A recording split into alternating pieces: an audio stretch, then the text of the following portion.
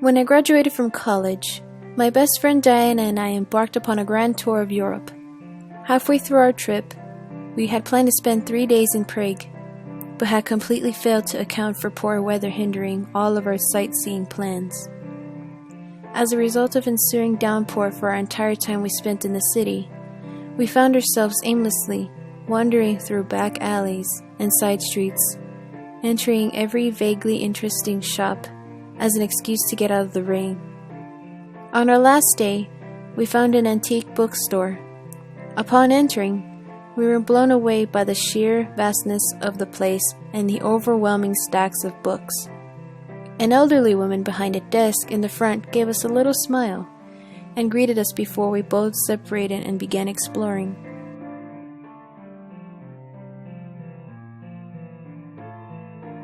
The store was impressively large for a seemingly unassuming place. I spent over an hour wandering through the aisles before I found myself in the shop's basement. Upon entering the basement, my eyes fell upon a beautiful old piano. As a well-practiced pianist and having not seen a piano in over 2 months, I was thrilled. I looked around excitedly to make sure I wouldn't be bothering any other shoppers, but there was no one around. Grinning to myself, I strode over to the piano and took a seat on the bench in front of it. The cold of the leather on the seat bit into my skin, but I didn't care. I ran my hands over the keys. Ivory, most likely, I thought to myself. I could tell the piano was old, and therefore expected it to be out of tune, but was delighted when the chords I executed rang with perfect clarity.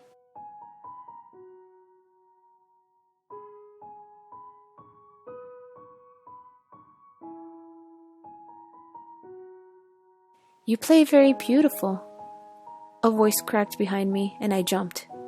An old man was standing directly behind me, and I hadn't heard him approach.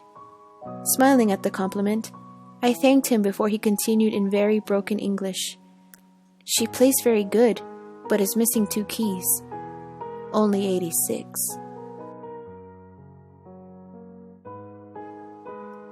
I was having a hard time understanding what the man was saying through his accent and was going to ask him to repeat what he meant, but he smiled again and gestured for me to continue playing.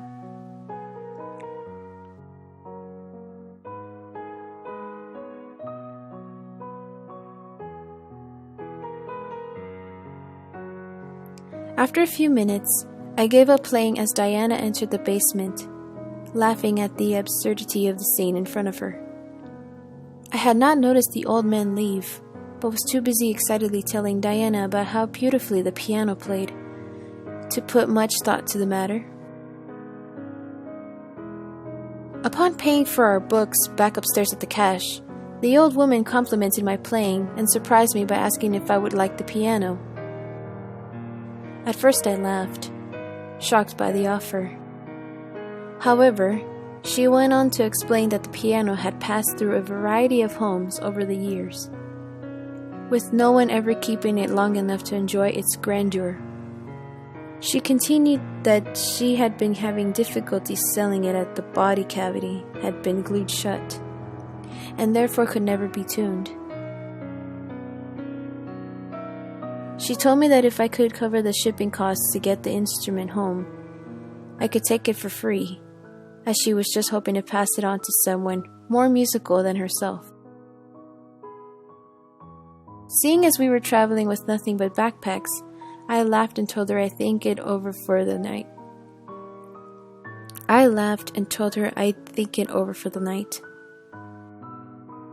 However, Diana was ecstatic about the idea. When we returned to the flat we were staying in, we did some searching around on the internet and placed a few phone calls before establishing that shipping the piano home would actually be relatively cheap. As I was going to be moving into my very first apartment upon returning from my trip, the prospect of having my own piano was thrilling. When I returned from Europe at the end of the summer, my mysterious piano finally arrived. As I began to adjust to my new routine, new job, new apartment, new boyfriend. Playing my piano became the part of the day I most look forward to. I would practically race off the bus after a long day at work, run inside to feed the cat, and then sit down on the warm leather of the bench and begin to create my music. I remember one cold night in March. Peter was over and he was teasing me by insisting he had never heard me play. "You'll have to start staying over some more if you want Friday to like you," I giggled, gesturing to my cat, who was vehemently hissing at him. "She takes about a solid month to warm up to people." At Pete's insistence, I sat down on the bench as the familiar feeling of contentedness washed over me.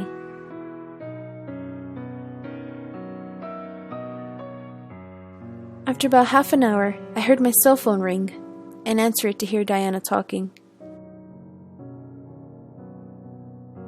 She was out of breath and excitedly trying to explain that she had found an old photograph in one of the books she had bought months ago in Prague, and that she was pretty sure it was of a young girl sitting at the very piano in my apartment. I told her to email me the picture before we started gossiping about the Bachelorette finale that had aired the night before. When I hung up, Peter was putting on his jacket, saying he needed to go to work early in the morning. I was a bit annoyed, but he didn't want to stay the night. But I pretended not to care, so I walked him downstairs. On the way back to my apartment, I realized I had gotten the email Diana had sent me. Upon opening the picture, I could see right away that she was right about the piano being the same. It was the same leather-bound bench, the same beautiful woodwork, the same porcelain white keys. However, something about the photo seemed a bit off.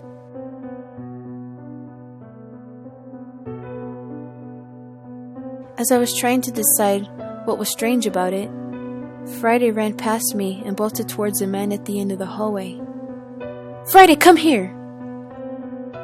I exclaimed loudly. As I ran over the man, I was already apologizing. "I'm sorry, she's not normally like this." When the man's eyes met mine, I felt as though I had seen that smile before.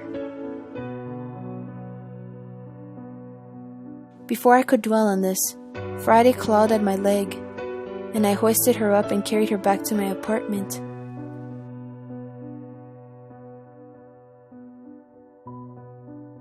I returned back to my phone and the picture Diana had emailed, and took a seat on the bench in front of the piano to study the picture some more.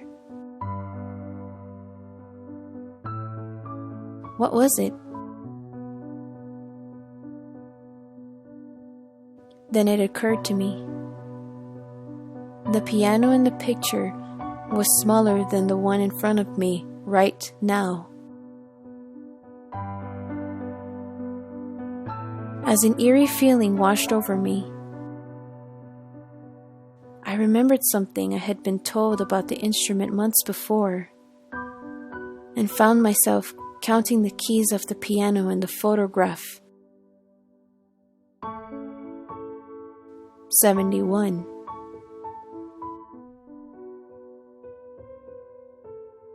What the fuck? I thought. But then it hit me.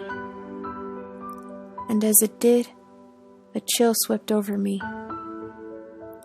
A chill made worse by the fact that the bench I was sitting on was ice cold. The coldness swept through me as it dawned on me that my piano bench was never cold. Ever. This bench is always warm. And that was when I realized where I had seen that smile before. Friday darted towards my apartment door as I heard a soft whisper.